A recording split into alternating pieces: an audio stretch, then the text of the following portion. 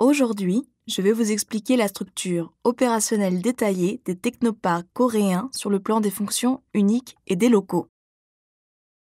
La présentation se divise en deux parties, fonctions uniques et locaux. D'abord, je vous présente les locaux. En 2020, il y avait 18 technoparks dans l'ensemble de la Corée. Ils sont mis dans les tableaux par 4. La partie marquée en vert est le nom des régions. D'abord, il y a Incheon, suivi de Gyeonggi, Daegu, Gyeongbuk, etc. Dans la partie suivante, vous pouvez voir les collectivités locales, universités et instituts qui y participent. La plupart des technoparks sont financés par les collectivités métropolitaines. Donc, c'est la ville d'Incheon qui investit à l'établissement d'Incheon Technopark. Gyeonggi Technopark est financé par la province de Gyeonggi et la ville d'Ansan, collectivité régionale. C'est pareil pour Daegu Technopark.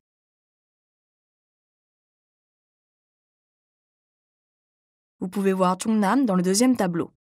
Comme je viens de Cheongnam Technopark, je prends son exemple pour expliquer en détail. Cheongnam Technopark est établi par la province de Cheongnam et 2 collectivités régionales, la ville de Cheonnan et la ville d'Asan. Et 12 universités à Cheongnam y participent aussi. Ce qui est particulier, c'est la participation d'une banque, SC First Bank. Il a été créé en 1998. Voici la surface de notre complexe. En matière de surface, nous sommes l'un des top 5 parmi tous les technoparks. Le plus important, c'est la partie tout en bas. Chaque région a des industries spécialisées différentes. Leurs structures industrielles et ressources naturelles sont aussi différentes. C'est la raison pour laquelle chaque région a proposé sa propre idée sur les principales industries qu'elle voulait développer. Ces idées ont été proposées en 1998, au moment de l'établissement des parcs. Au début, Cheongnam a choisi 4 industries spécialisées, les écrans, l'automobile, la biotechnologie et l'industrie média, mais nous avons changé le dernier au logiciel TIC. Nous avons eu l'objectif de développer ces 4 industries et la province de Cheongnam, la ville de Cheonnan, la ville d'Asan et 12 universités ont décidé d'y participer.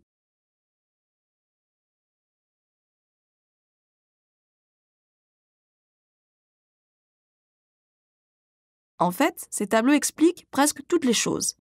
Comme je vous l'ai déjà dit, la plupart des technoparks sont financés par les collectivités locales. Les tableaux montrent aussi la surface des complexes munis des infrastructures matérielles de chaque parc. Vous vous demandez peut-être pourquoi la surface et le coût total des parcs de chaque parc sont différents. Quand nous développons une industrie, nous devons construire des bâtiments. Nous avons aussi besoin des installations pour le soutien aux entreprises. Mais ces installations ne sont pas d'usage universel. La plupart sont d'usage particulier. Par exemple, il y a une grande différence entre les prix de mélangeuses ou incubateurs pour l'agriculture et l'élevage et ceux d'écrans ou de chambres de l'automobile. C'est la raison pour laquelle le montant du budget investi varie selon les technoparks.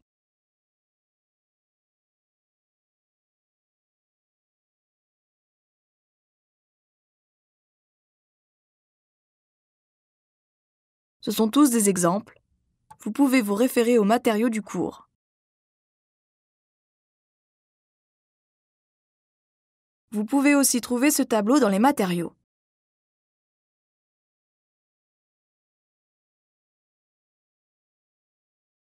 C'est un diagramme montrant la somme investie à l'établissement de Cheongnam Technopark en 1998 par portion.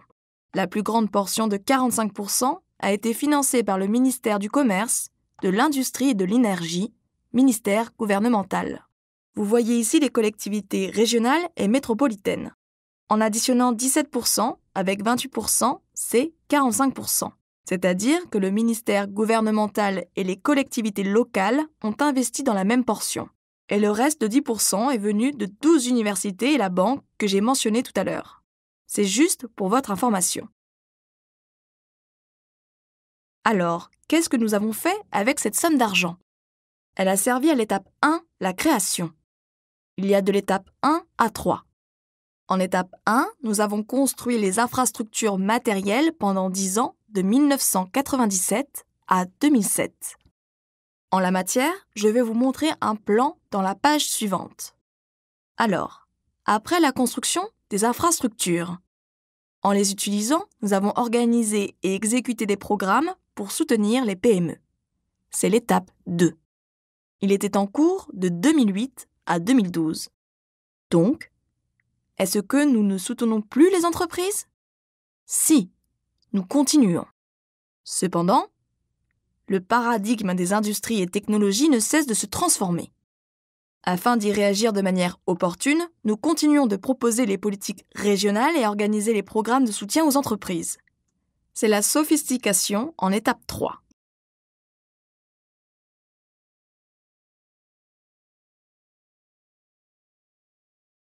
Voici l'histoire de Chongnam Technopark par année. C'est une histoire centrée sur des événements importants. Je vais l'expliquer en mettant l'accent sur les infrastructures matérielles. Notre parc est en opération pendant environ 20 ans depuis sa création.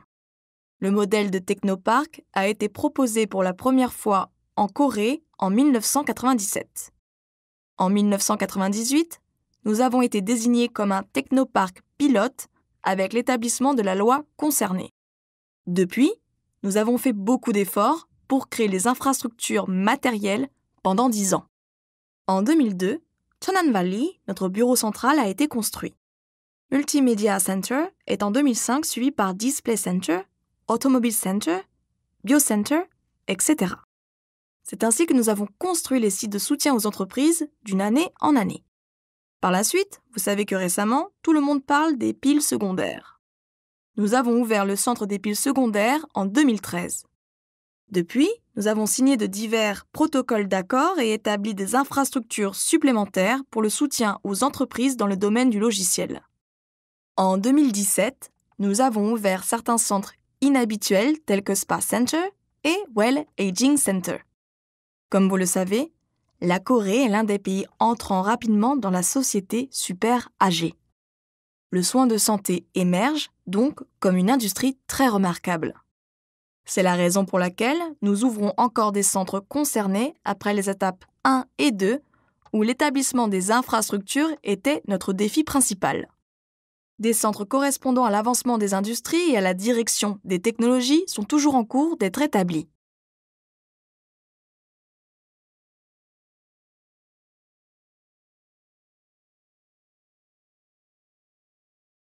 C'est la province Chongnam de la Corée du Sud. Vous pouvez voir ici que nous la gérons en la regroupant par zone. Les noms soulignés en bleu avec le logo du Technopark sont nos postes avancés. Ils sont principalement situés au nord-ouest. C'est parce que la plupart des entreprises se trouvent au nord-ouest. Dans la partie en dessous, nous menons des affaires centrées sur le soutien aux entreprises dans le domaine du logiciel. Nous couvrons presque tout l'ensemble de Chongnam.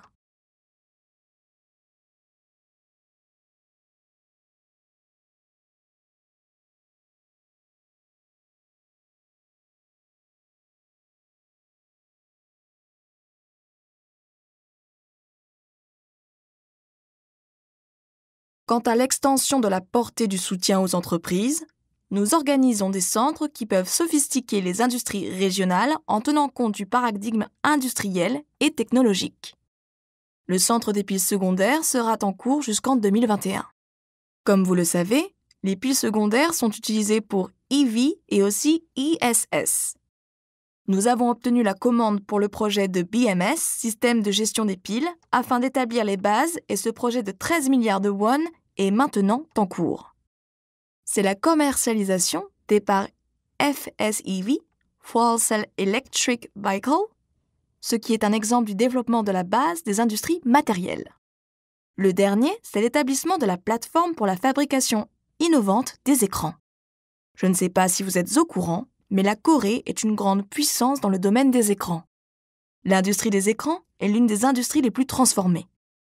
Cette affaire a l'objectif d'établir une plateforme pour la fabrication innovante à l'horizon de 2025 afin de permettre aux entreprises de réagir à la transition de LCD à OLED de manière efficace. Le budget est immense.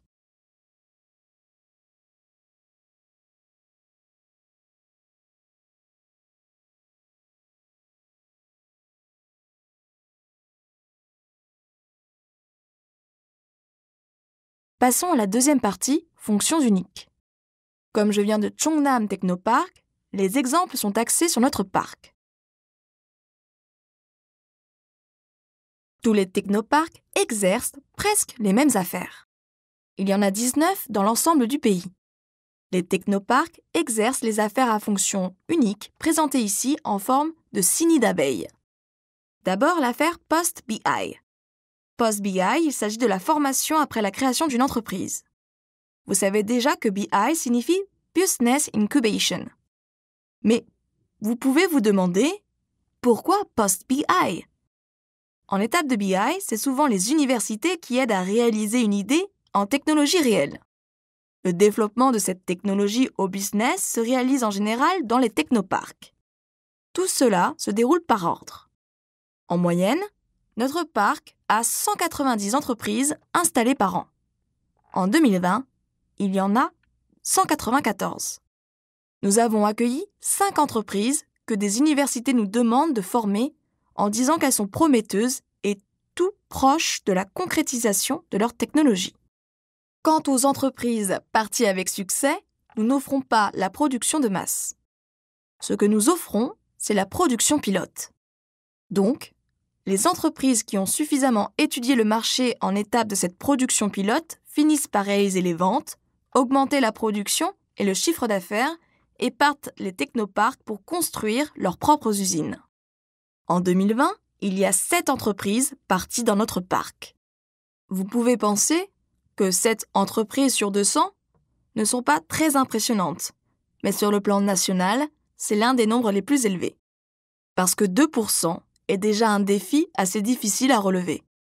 Dans l'économie créative en Israël, le taux de concrétisation d'une technologie n'est que de 4%. Donc, c'est un résultat significatif pour nous de sortir annuellement 7 entreprises parties avec succès sur 194 entreprises formées.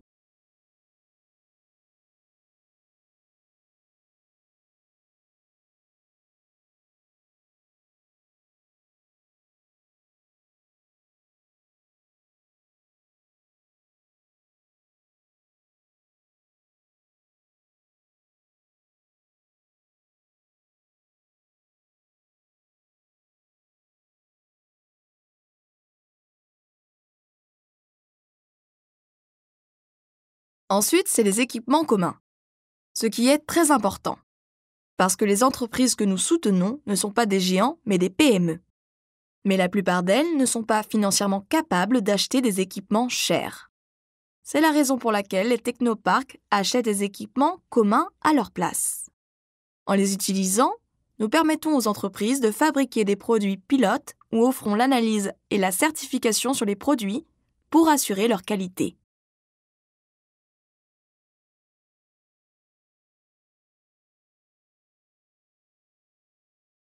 Par la suite, c'est la commercialisation technique. L'intervention et le transfert des technologies, ce qui appartiennent à l'innovation ouverte, sont la partie principale de la commercialisation technique. Autrefois, qui que ce soit, une entreprise ou une institution, devait faire R&D, la commercialisation et la production de masse sans l'aide des autres. Cela conduisait à un risque élevé pour la technologie. Parce que tous les R&D n'atteignent pas la production de masse. De plus, à cause du changement rapide du marché, la technologie développée, avec beaucoup d'efforts, peut devenir inutile. Donc, nous offrons la méthode d'échanger les technologies nécessaires à un temps opportun dans le cadre de l'innovation ouverte. Nous organisons en moyenne 90 transactions par an. Nous offrons bien sûr le marketing et la participation au salon qui aide la commercialisation. Comme il n'est pas possible de participer aux salons étrangers à cause de Covid, nous participons à beaucoup de salons sur Internet. La R&D conjointe, c'est le consortium. Vous pouvez vous demander pourquoi les technoparks s'occupent de la R&D qui est à la charge des entreprises elles-mêmes. En fait, le marché de certaines industries telles que les voitures hydrogène ou l'écran OLED n'est pas encore stable. Ce marché incertain, où la standardisation technologique n'existe pas, est un risque trop lourd pour les PME. Alors, nous obtenons la commande des projets nationaux R&D de grandes échelles. Après avoir obtenu ces projets, nous accompagnons les entreprises en classifiant les affaires des projets en les affaires R&D et non R&D. Les entreprises nous demandent le soutien pour les affaires R&D. Après le processus de sélection, elles exercent les affaires pendant 2 ou 3 ans avec nous. À travers les projets R&D de la prochaine génération, nous regroupons la demande des entreprises, cherchons les nouvelles technologies et les utilisons pour le soutien aux entreprises. Quant au centre bio, il y a l'analyse des ingrédients ou des engrais parce que le centre est basé sur les biotechnologies de l'agriculture et de l'élevage. Pour le centre technologique des piles secondaires, nous sommes munis des équipements pour le système de batterie et le test BMS.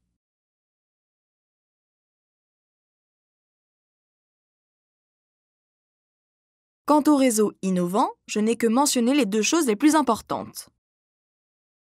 Le networking se réalise à divers niveaux. Mais ce dont on parle le plus maintenant, c'est les réseaux de cohabitation. Il y a une structure particulière des entreprises géantes en Corée. Ces grandes entreprises mènent des affaires dans la plupart des secteurs de façon verticale. Elles jouent donc un rôle moteur dans le développement des technologies.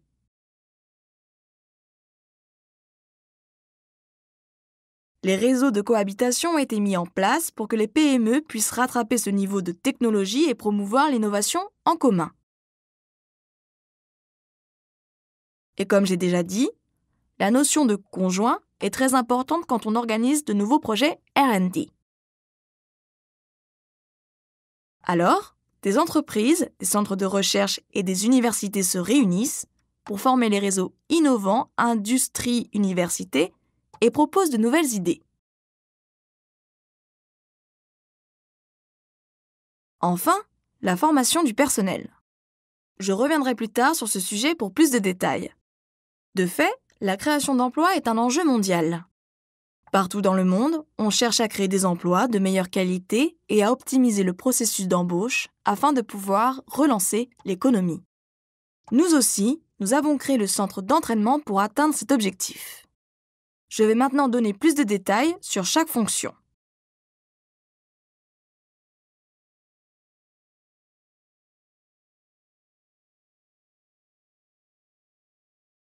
D'abord, le soutien post-BI.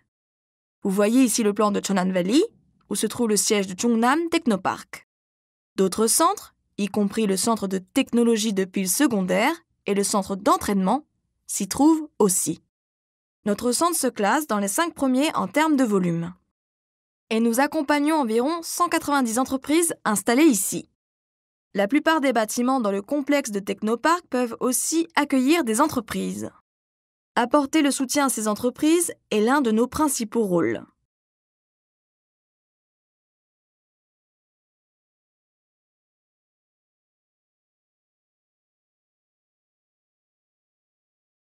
Sortant des BI universitaires, plusieurs entreprises s'installent dans Chungnam Technopark Post-BI afin de partir avec succès, après avoir augmenté son chiffre d'affaires et sa productivité. Donc, à l'université, il vous suffit de concrétiser une idée pour développer votre technologie. Après, vous pouvez bénéficier des soutiens du gouvernement et des entreprises chez nous pour passer à la commercialisation et à la production de masse. Et votre entreprise, aussi bien installée dans la région, contribuera à son tour à dynamiser l'économie régionale. Pour cela, nous travaillons en coopération avec d'autres centres BI, même pour des petites idées.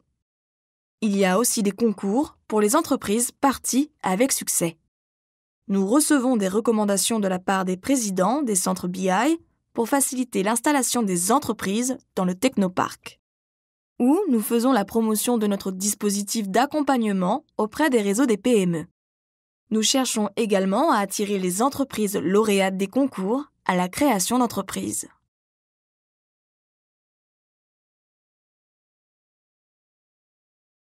Ce sont des entreprises parties avec succès qui ont réussi à créer leurs propres usines. 7 entreprises jusqu'à l'année 2020. Comme le montre le tableau, leurs domaines sont très différents l'un de l'autre. Par exemple, Navibio produit des antibiotiques et des médicaments pour les animaux, alors que Saner produit des équipements de semi-conducteurs. Nous accueillons ainsi des entreprises de différents domaines. Notre objectif ultime est le succès de ces entreprises grâce à nos soutiens sur mesure, non R&D ou R&D. Chongnam Technopark a été créé il y a déjà plus de 20 ans. Et il y a 5 entreprises qui se sont inscrites à KOSDAQ, la bourse coréenne, grâce à notre accompagnement. Nous sommes fiers de nos résultats distingués en termes de soutien aux entreprises par rapport aux autres technoparks.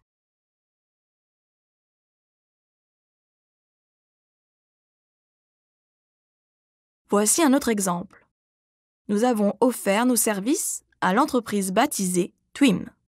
Cette fois de consultation en 1 an. L'Institut de recherche a été aussi créé grâce à nos soutiens. Comme c'était une start-up, les jeunes gérants hésitaient à recruter des employés. Nous l'avons donc aidé à être sélectionné pour le programme de jumelage des jeunes talents.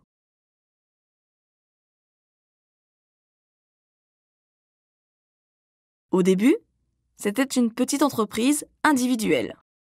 Lors de sa création, en 2015, 3 personnes y travaillaient. Mais en 2020, l'entreprise s'est transformée en entité juridique. Et la gamme des produits s'est aussi diversifiée à partir des équipements d'automatisation aux équipements médicaux.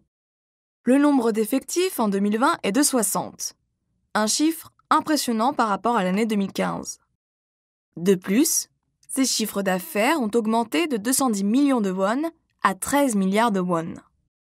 Ces entreprises exemplaires nous rendent toujours très fiers.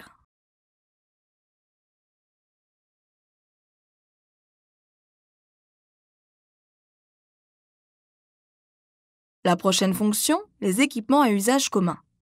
Chongnam Technopark dispose de divers équipements. Selon le standard gouvernemental, l'équipement principal est celui qui coûte plus de 30 millions de won. Et nous en possédons déjà 263. Avec nos équipements, comme je l'ai déjà dit, les entreprises fabriquent des prototypes. Et on peut aussi couvrir des tests, des analyses et des certifications. Plus de 400 prototypes par an sont fabriqués en moyenne.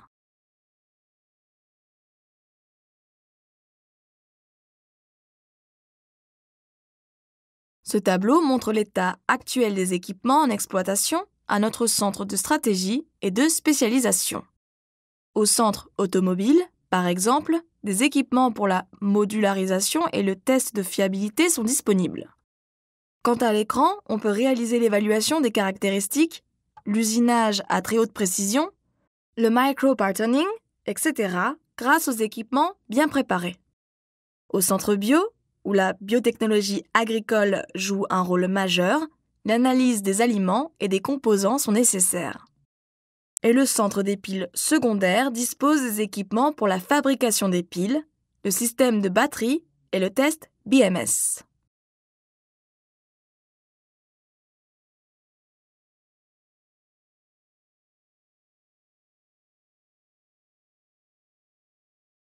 Je crois que vous serez intéressé au processus d'approvisionnement. Nous ne pouvons pas acheter n'importe quels équipements à notre guise.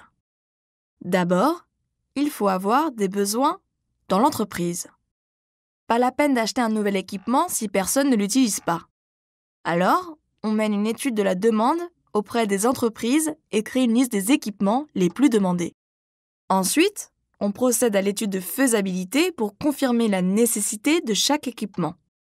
Après, on passe à l'étape des délibérations comme mentionné dans le carré rouge. Lors de la délibération interne, on se concentre sur la nécessité réelle de l'achat et vérifie si un équipement similaire est disponible dans la région. Après la délibération principale. Ça se passe au niveau gouvernemental. Par exemple, par le ministère de l'Industrie, du Commerce et des Ressources ou le ministère des PME. Les ministères examinent les prix proposés puisque ce qui compte le plus pour eux, c'est le budget. Les experts externes sont invités pour vérifier si les prix sont raisonnables par rapport au budget du projet. Il est très difficile d'obtenir le feu vert au cours de ces 2 étapes de délibération. Si la demande d'achat est rejetée ici, tout est fini. Donc, des arrangements devraient être faits à ce stade du processus. Maintenant, est-ce que tout est prêt pour l'achat? Non, pas encore. On attend l'émission de la commande par le bureau d'approvisionnement, on sélectionne une entreprise d'équipement et on signe un contrat. C'est un processus assez compliqué avec plusieurs étapes qui nécessitent un tas de documents.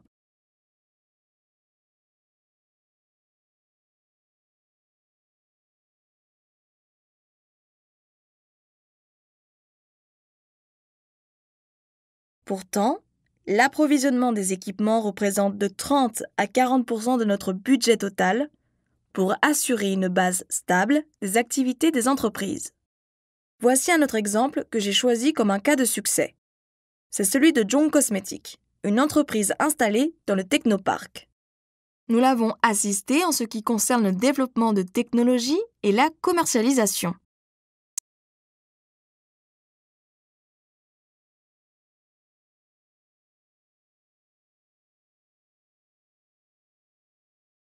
Lors de la production du prototype, l'entreprise a réussi à fabriquer le conteneur qui non seulement contenait de l'ampoule, mais aussi disposait d'un injecteur. Et le produit, comprenant les probiotiques, des microbes utiles qui arrivent vivants jusqu'à nos intestins. Ce nouveau produit, avec des fonctions améliorées grâce aux probiotiques, attire beaucoup d'attention actuellement. De ce fait, les probiotiques sont un sujet souvent abordé dans le monde industriel en Corée. Pour votre information, il y a 3 types de microbes dans l'intestin humain. Utiles, nuisibles et opportunistes. Quand les microbes utiles prédominent les nuisibles, les opportunistes deviennent eux aussi utiles. Et vice-versa. Et 90% de la sérotonine, l'hormone du bonheur, est produite dans l'intestin. Vous le saviez ? C'est-à-dire, la santé de l'intestin est la clé du bonheur. Les produits comprenant les probiotiques jouent donc un rôle important pour notre santé.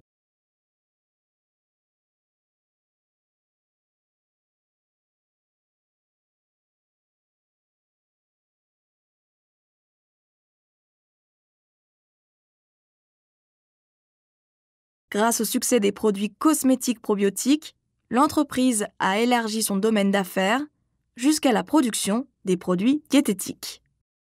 Ses chiffres d'affaires ont presque doublé en un an.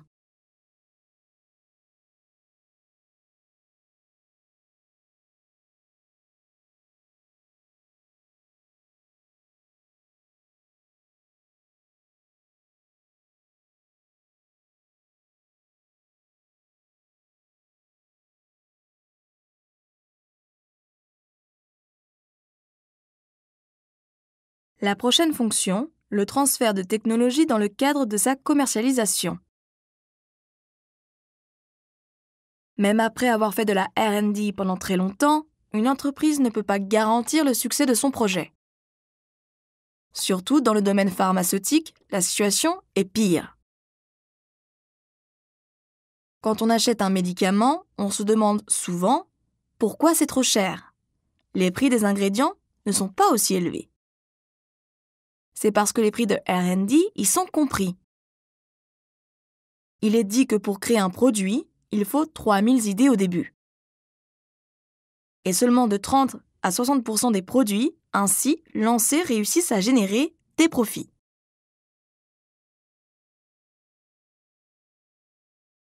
Sur le tableau, vous voyez que le nombre des idées passe de 3000 à 300 dès la première étape, soit 10%. Après, suite à la vérification en groupe, etc., il reste seulement 128. On essaie maintenant de développer des projets d'affaires réels. On a 4 idées restantes. Au stade de la production des prototypes, 2 produits seraient testés. Et les directeurs sélectionnent l'un des 2. En bref, une seule idée survit sur 3000. Le volume de marché des produits réels s'est beaucoup réduit. Les idées elles-mêmes font de plus en plus l'objet de transactions sur le marché actuel. Le cas de l'entreprise 37 est un bon exemple. Vous pourriez peut-être voir son logo sur votre coupe-ongles. 37 représente en fait 40% du marché mondial des coupe-ongles. Et cette entreprise est venue nous consulter il y a quelque temps. Elle a voulu trouver une solution contre la contrefaçon répandue de ses produits. Après réflexion, nous avons pensé à la coopérative de la monnaie de Corée ou l'on fabrique de l'argent. Plusieurs technologies y sont utilisées pour prévenir la contrefaçon des billets, y compris l'hologramme et une technique d'impression spéciale. Nous avons donc décidé d'appliquer ces techniques au coupe-ongles. Alors, après avoir bien vérifié la faisabilité et le budget, nous avons fait transférer ces technologies. C'est l'une des bonnes pratiques de transfert de technologie, surtout pour lutter contre la contrefaçon.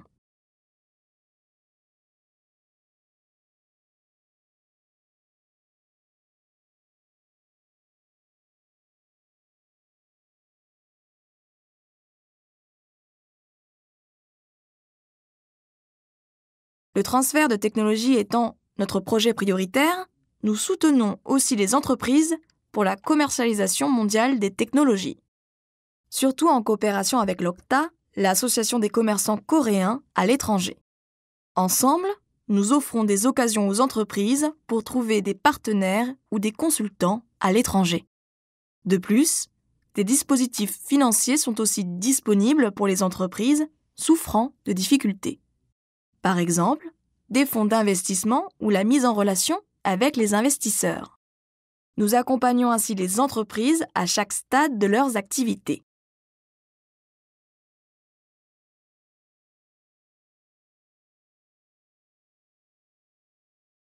Ces photos sont pour votre référence. Ensuite, R&D conjoint. Les technoparcs sont entretenus avec le budget gouvernemental, c'est-à-dire les dépenses publiques. Donc, nous recevons des projets R&D de l'État à moyen et long terme. Mais au niveau national, des projets technologiques ou industriels sont programmés 5 ans à l'avance. C'est donc à nous de prendre en considération les caractéristiques de collectivités locales, tout en respectant les objectifs des politiques nationales. Par exemple, même si l'État décide de promouvoir l'industrie de la défense, ces projets ne serviront à rien pour une région qui ne dispose pas d'infrastructures concernées. Nous devons donc bien sélectionner des projets à recevoir dans le cadre de la feuille de route nationale en tenant compte des caractéristiques régionales. C'est pour cela que l'on adopte une approche de type poussée technologique pour les projets R&D, pas celle de marché. Puisqu'en général, les PME ne lancent pas leurs produits au marché mature, mais au marché émergent où des technologies elles-mêmes sont importantes.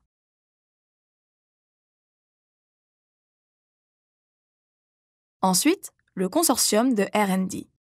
J'ai déjà mentionné le système de R&D Cooperative qui réunit les acteurs innovants de l'industrie et de l'université. Dans l'idéal, ce serait bien de couvrir tous les coûts avec le budget du gouvernement. Mais, comme toutes les collectivités locales, le gouvernement souffre aussi d'un manque de budget. De plus, les enjeux principaux des collectivités concernées sont reflétés aux projets menés par le technoparc de la région. Donc, le gouvernement et les collectivités locales assurent l'investissement conjointement. Et le suivi continu des projets est souvent assuré par les collectivités locales. Elles sont donc responsables de la gestion et de la surveillance des projets.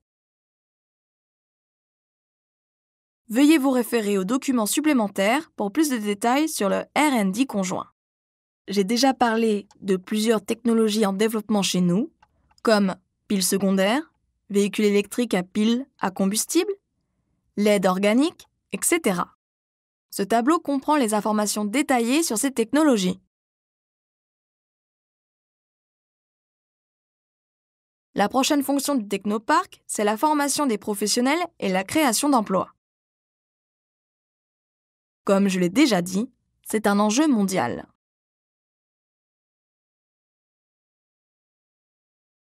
Dans le cas de Cheongnam, qui est très proche de Séoul, des professionnels formés dans la région se rendent majoritairement vers la capitale.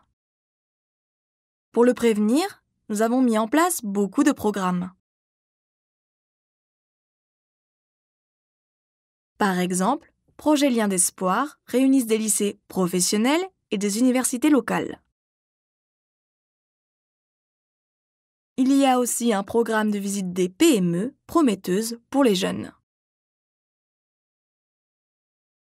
Contrairement aux idées reçues, les TIC et le logiciel ne sont pas les domaines principaux de Cheongnam. c'est plutôt l'industrie manufacturière et donc, ces visites se déroulent aussi dans les entreprises dans ce domaine.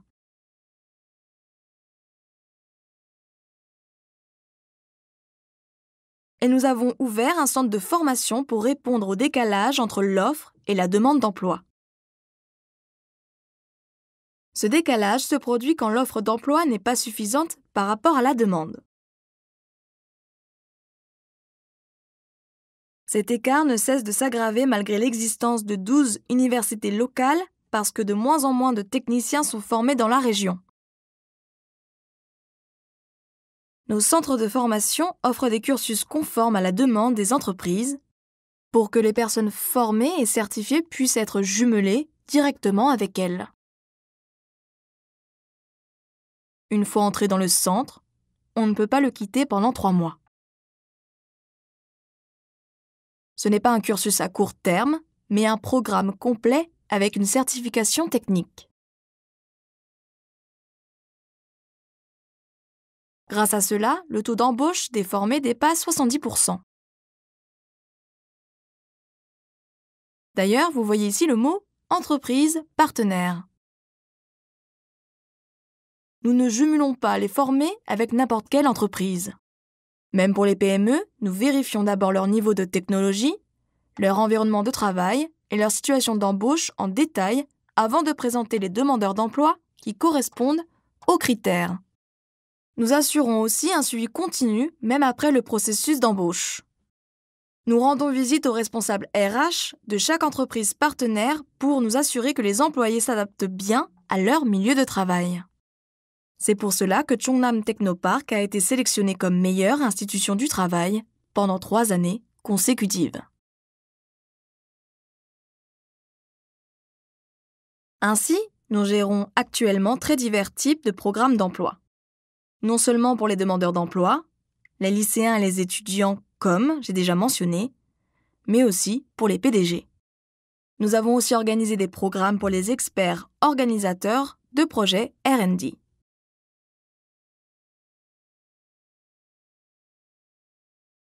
L'emploi est l'un des sujets les plus importants aussi pour la coopération entre les grandes entreprises et les PME qui se réalise à travers le networking.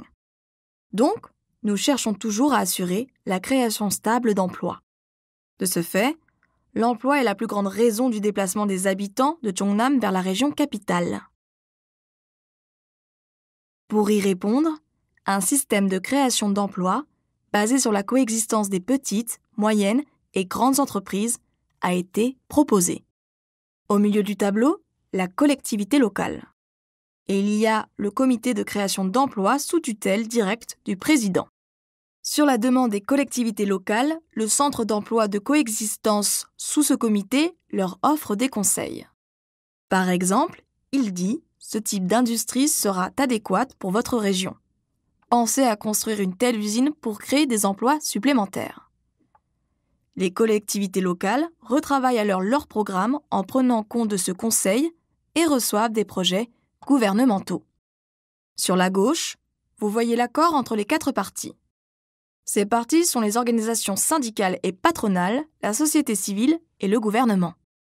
Cet accord a pour objectif de promouvoir la coopération basée sur le droit à un salaire égal pour un travail égal.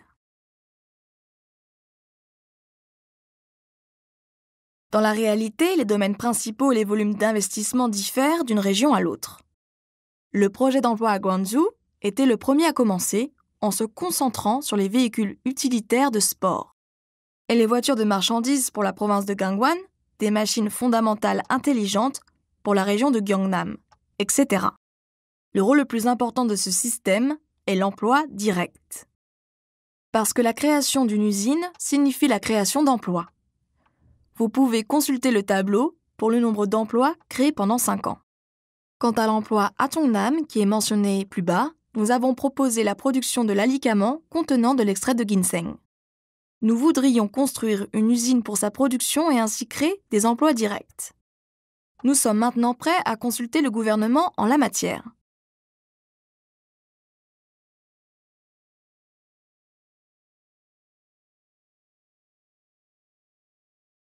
Cette forme de coexistence est largement dirigée par les grandes entreprises qui décident de prendre l'initiative. Maintenant, je vais passer à la création d'emplois menée par les consortiums. Il serait peut-être difficile de saisir ce concept tout de suite. Le projet coréen CoBrand en est un bon exemple. Ce projet attire beaucoup d'attention en tant que stratégie de marketing au-delà de la création d'emplois. Il s'agit d'une seule marque utilisée conjointement par plusieurs entreprises. Je crois que vous connaissez tous Sunkist, la coopérative agroalimentaire la plus grande au monde. Les producteurs en Californie et Arizona se sont réunis sous cette marque pour vendre plus de 600 produits auprès des consommateurs dans environ 50 pays. Sunkist, en tant qu'entreprise, achète au prix minimum des produits des 6000 membres de la coopérative et les vend aux consommateurs. Ainsi, le rêve de tous les agriculteurs devient réalité, vendre leurs produits au prix raisonnable. À son tour, les membres doivent respecter des règles administratives très strictes. En fait, cette initiative de marque en commun peut jouer un rôle important dans la création d'emplois. Ce sont souvent des PME ayant un statut faible sur le marché qui s'allient pour faire des économies de coûts et de prix, de revient et satisfaire les standards de qualité. Voici 3 exemples les plus connus. Bolyang Mood, il s'agit des produits cosmétiques à base de boue. Et Chimérique à des goûts, c'est le nom de la marque. Les PME réalisent de la recherche en commun pour améliorer la qualité des textiles et élargir l'éventail de produits. Elles font aussi la promotion ensemble. Et si vous avez déjà visité l'île de Jeju, vous connaissez probablement cette marque. Jeju Massim, c'est la marque conjointe des PME à cette île. Les touristes à Jeju achètent souvent du chocolat, de la confiture, etc. Mais on se demande parfois, puis-je faire confiance en produits fabriqués par les PME méconnus? Est-ce que le processus de fabrication est bien géré?